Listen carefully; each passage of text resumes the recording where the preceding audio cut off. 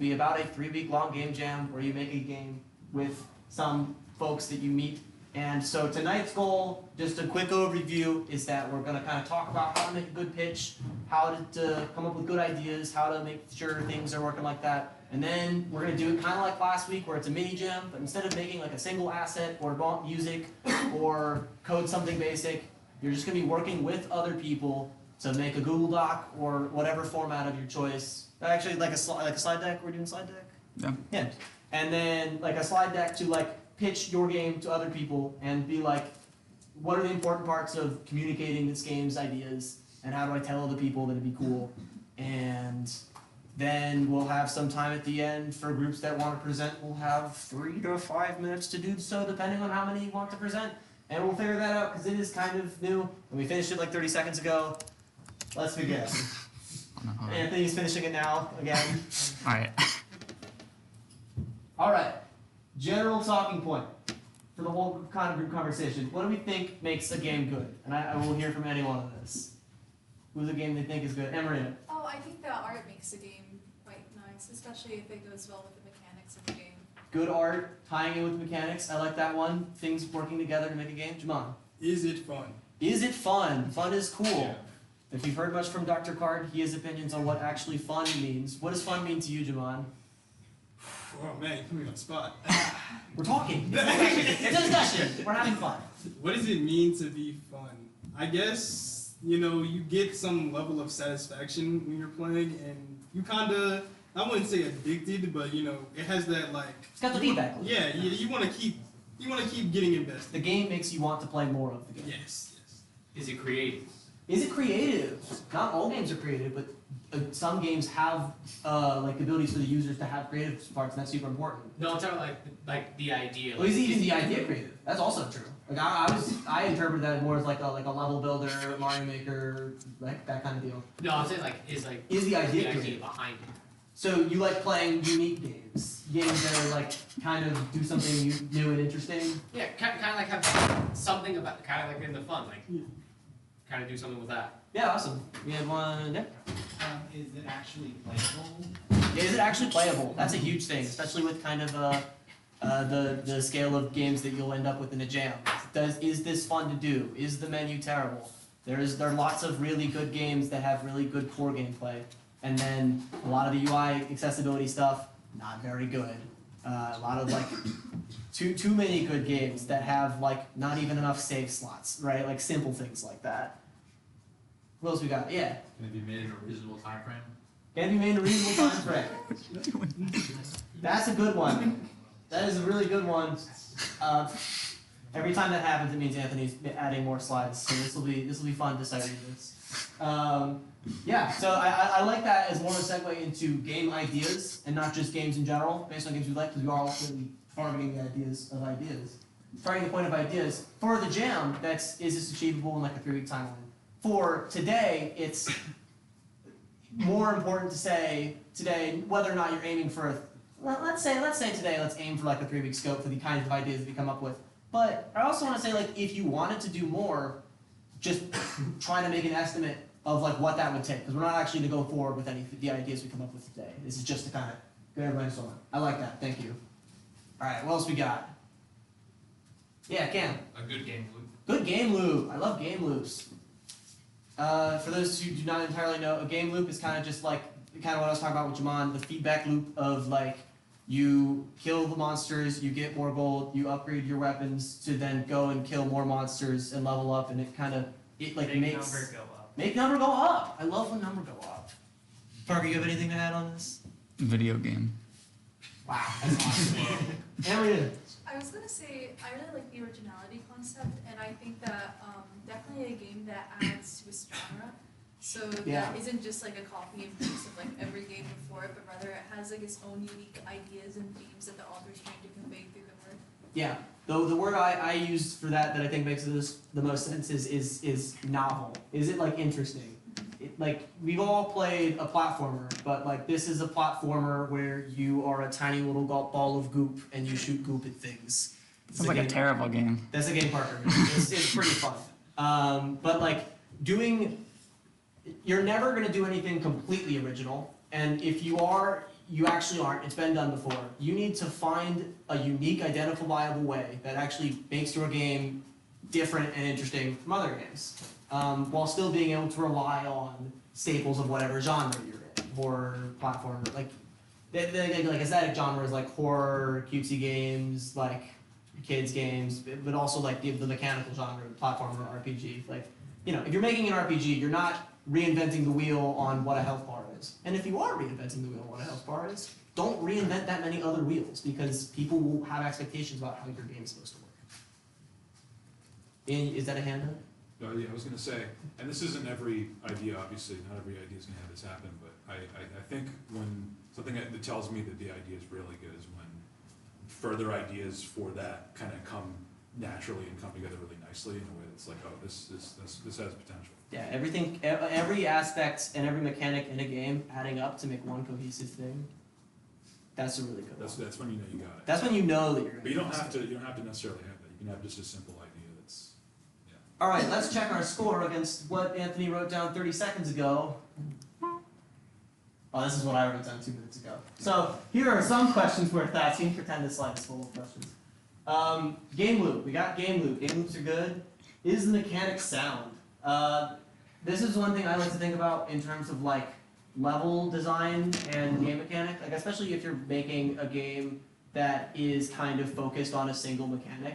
Is this mechanic unique and diverse, and can you actually like imagine yourself building a level and on an hour-long time frame, maybe draw out a level and be like, did I exhaust all of the ideas that make this interesting? And if so, maybe this needs to be more complex.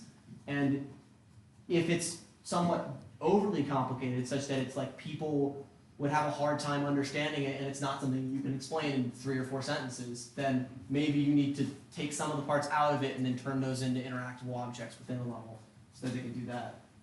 Does this game relate to the theme in an interesting and novel way? That's more of the one that is specific to doing jams, but a lot of times it's really easy to like, a lot of people will think of the same first thing, and it's really easy to be like, this is exactly what I think of. For the Triangle Game Jam this past year, we had, the theme was across dimensions, and everyone who's ever played Super Paper Mario was like, wait guys, we could do Super Paper Mario. And it's a game where you're in 2D, and then you press the button and it turns into a 3D game.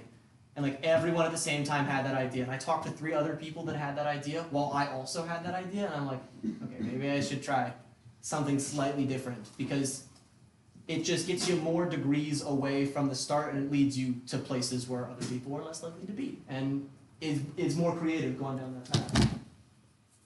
Let's see what's on the next slide. Alrighty. We're blind at this point. All right, what makes a slide deck engaging? Anthony, do you want to present this? I can't see that far. Oh, right, you don't have your glasses. All right, well, I can't either, so I'll have to stand up here. Parker, you can do it. Huh? Well, I have to read it to speak it. Parker can say it to you. And I'll say it, and then you go off of what I say. This is terrible. All right. So this does not make a slide deck. This is not how to make a slide deck. Today is the counter example. Change one word every time you read it out loud. Okay. That is an update. Per sentence. I really wish it updated one time. Really funny. So we're just gonna go with what Anthony says, because Anthony sounds smart on this. So, yeah, this is a good point. So yeah, word vomit on slides is bad. And this one has a good amount of words, but they space them out a little bit. Images are cool. When you're making a pitch deck about a game, and you have your like games that are your inspiration or your reference, have pictures from those games. Better yet, find GIFs if you can. You probably won't have time to record footage today, but like, if you can find a GIF that displays the thing, then people will look at it forever, and it just goes, and it loops. GIFs are cool. You want your slide deck to manipulate your audience into making them think about your game. That is a funny way of wording it. The funnier way that I've heard before is that you want to gaslight people into thinking that they already want your game. You talk about your game not in terms of like, I'm suggesting it to you as if you might want to be interested in this. I'm actually talking to you about it. Like I know that you're already interested in it. And I'm giving you details as you want them. Don't info dump. Yeah. Info dumping, bad. Save that for like a full design document. On a slide deck, you want to really stick to just having the big picture stuff, and then you can just talk through the rest. questions. Yeah, questions and answers are good. Yeah. I love how you said don't word dump, and then you kind of word dumped all over this page. That's what. Is that just an example? Well, see, the multi-purpose design. Exactly. This guy knows what's up. Okay, so there's our counterexample. I'm trying to be as engaging as I can without actually read any of this before. But yeah, people do not care about tiny details or things that you spend a lot of time implementing. That's actually a really good one. In general, and you won't kind of discover this today because we won't really be doing that much implementing today. But a lot of times, from your perspective, the thing that takes the most time to implement as a programmer in your game is probably like the core mechanic and all of the edge cases around that core mechanic. But the core mechanic is one thing, and then each of the edge cases will probably take just as long, and then debugging will take just as long. And actually, people playing your game that don't program don't care about any of that. They probably don't care about the programming at all. They only care about the level design and how it actually feels. So it's really easy when you're in the mud as a game dev to forget that when you're trying to pitch to, and I use this word sillily, normal people who don't play games that often, a lot of times they really can't see anything other than what's exactly in front of them and in their hands either way. So especially when you're trying to, like, anyone who's tried to show any of their projects from this club to their family or older relatives before, right? Yeah, it's They don't understand what it is or how long it takes Unity to open or why the shaders aren't compiling. In fact, they don't care. They just, oh, you made a game. Oh, cool. Can I run it on my computer? What do you mean you have to rebuild it? I don't know. I don't care. That's not my problem. And yeah, don't bore people down with technical stuff when talking to non-technical people. But like when they're talking to technical people, talk about technical stuff. Time and place, context is very important.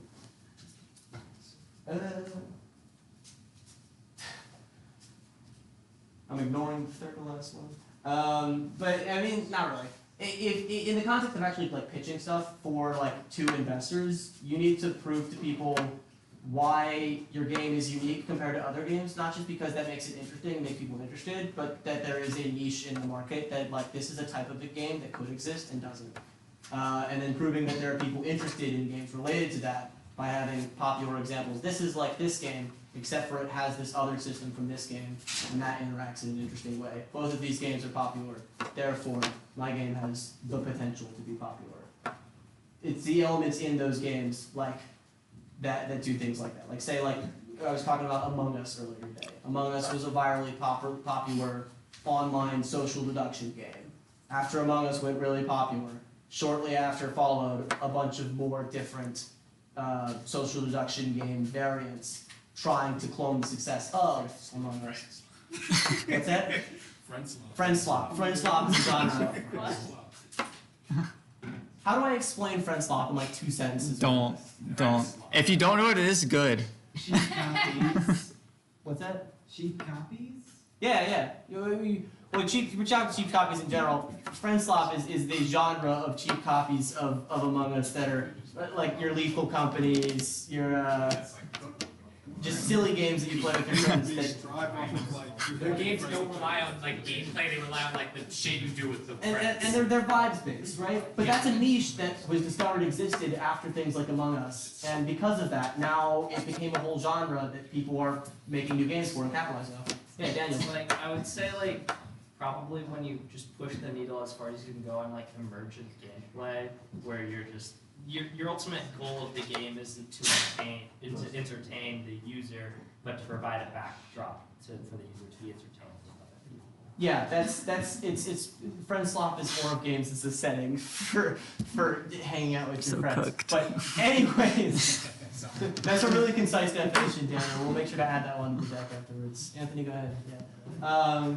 Yeah. Show why your game is unique. Show that you'll be able to complete the game in the time frame. That is definitely the big takeaway of like questions to ask yourself when coming up with this. Is this unique and interesting, and is it achievable in however much time we set for us? And then multiply that by 2. And yeah, honestly, in the less games you've done, multiply that by 2. The big scope lesson that I can try to tell you as much as you want, but to some extent you have to learn it yourself. You will not do everything that you say that you do. But if you miss one edge case of your code, if there's one spot you can clip out of the map, of your kind of small map, that's way better than the game did not make it out of the engine. We set up 3 huge levels and the character can't run around. Like, you want to aim really small, and then you want to like land on the top of the hill with 3 days left and be like, great, cool, we have time. Yeah, let's have a sprint, why not? Instead of being like, yeah, we're going to have like a full-fledged fighting game with like, so it's going to be like just like Smash Bros, but we're going to do it in 3 weeks, and also we're all like 19. Like, it's not going to happen. But like, I kind of joke, but that was like a sentence that someone said to me at the start of Justin Pack when he was talking about Crash Martin. He's like, yeah, there'll be like probably like 7 or 8 moves. I'm like, I know so many 3 weeks? I know so many people who have made that. Or, Yeah. Or who have tried to make that. It's easy to do, to be like, yeah, we'll just do this and this and this. Oh, and then like we'll do this, this, this, this, and this. Like, really try to find one thing that works really, really well, and then get that done. And then be like, all right, where can we branch out? You can plan for the future, just don't count on anything being done until it's done. Because it's not done until it's done. Truth. True. All right. Next line. I don't have to walk much longer, do I? Hold on. So, This one's gonna have some. Wait, is it supposed to? There's nothing there. Oh, okay. I mean, that was my thought. I said, Oh, okay. oh, Cam's got the real. Let's go. This is a joke for those who remember this joke. So that's the end of me talking, thank God. And now we're going to get some themes from you all, and then we're going to cut you loose for an hour, and then you're going to come up with a game pitch idea. These VGC people are so unoriginal. The same idea in 2 weeks. Oh. Spinning the wheel. Oh man, you'll see it again next week. All right, theme ideas, hit me. Steampunk. Steampunk. That's a good one to start with.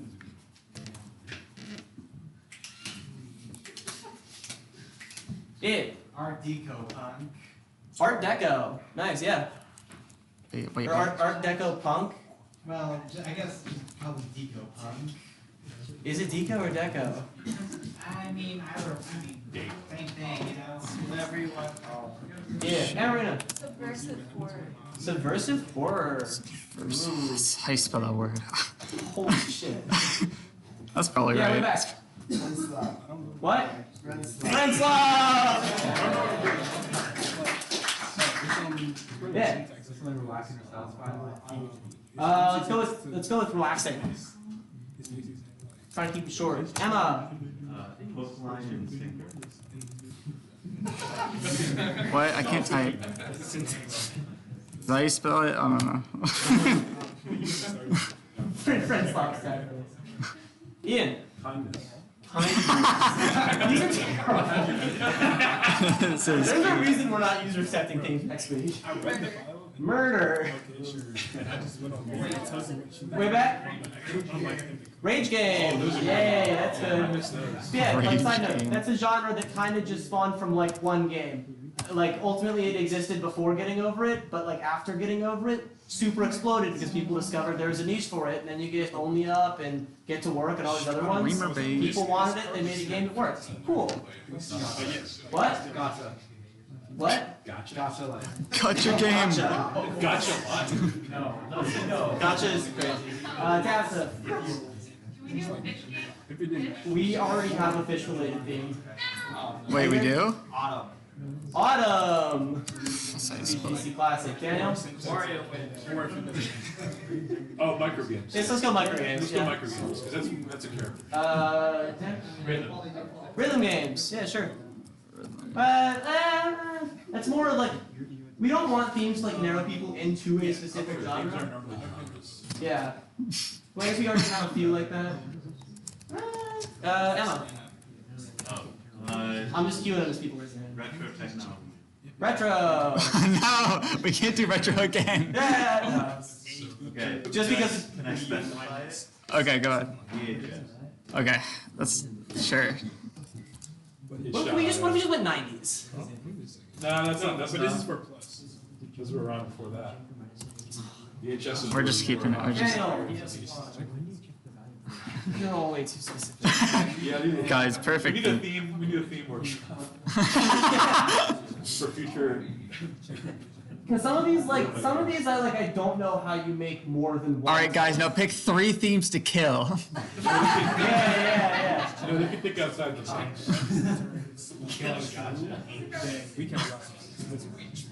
Honestly, what if we Actually, spin the wheel wait, 3 times and they just give people I got options? it. Okay. The challenge is So we good. talked about they have to make a theme. They have like a good pitch, unique. No one else is gonna make a theme like that. These Yeah. themes that makes it a little tricky. Yeah. It's a challenge. So. We'll spin the wheel a couple times and see if you want to get one you like. Or we'll just do like a group yes or no. And if majority says no, then we kill it from the wheel every spin. All right. Does anybody have any other themes for this wheel? I got one more. Fighting game. Yeah. Space. Space. Yeah. It's like also it's also like a genre of game. So I'm trying to keep them more genre agnostic. Malware. Malware. That's interesting. Depressing. All right, Monica, give me a random theme. Putting you on the spot. Anger. We now have depression and anger. And kindness. And kindness. And murder. All right, go ahead and throw seashell on it and give it a spin. I like seashell. Seashell's a good theme. Oh, okay. Alright, this is not final. We'll do a group vote. Okay. Okay, but that one requires some. All right, group consensus. Raise your hand if you think this is good and you want to go forward with it. What is that? Yeah.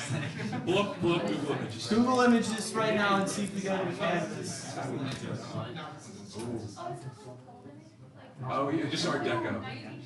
But Like futuristic. yeah. So Yeah, like it's like short arcane. it's style. Art Deco future retro future. Yeah.